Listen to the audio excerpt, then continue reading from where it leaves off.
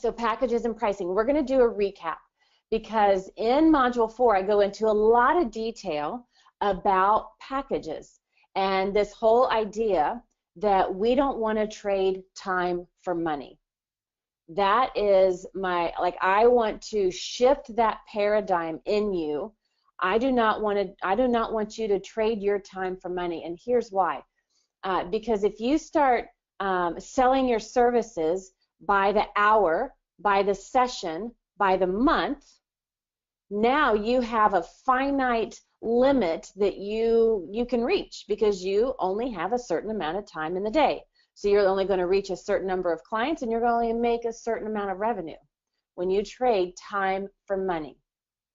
And that's one of the, I personally believe, one of the biggest mistakes that startup coaches make that makes it very difficult for them to get the kind of results they want to get with the number of clients they want to work with and the number of, the amount of revenue they want to make. Especially for those in the early stages, it's like, look, I just quit my job, or I just got fired, or I'm getting ready to quit my job, right? You got to be able to make revenue, and we don't want to put a cap on your revenue. Because when you trade time for money, if you want to make more money, you got to put in more time. And we're actually trying to do the opposite here. Like the reason that we started our business is so we could have the freedom of time to travel, to do what we want, to have the lifestyle we want to have, not to work our finger to the bones, right? Right. I hope you're saying right now. Yes, okay, good. And so our whole premise here is that we do not trade time for money. We do not encourage you to price per session, per hour, or per month.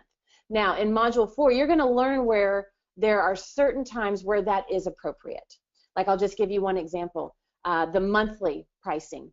If you're offering a membership site, right, where it's no coaching with you, no involvement with you, you have a membership site, a private area where people come, and you're just releasing content on a regular, consistent basis.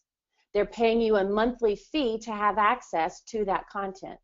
That's a great model for a monthly reoccurring type of pricing structure.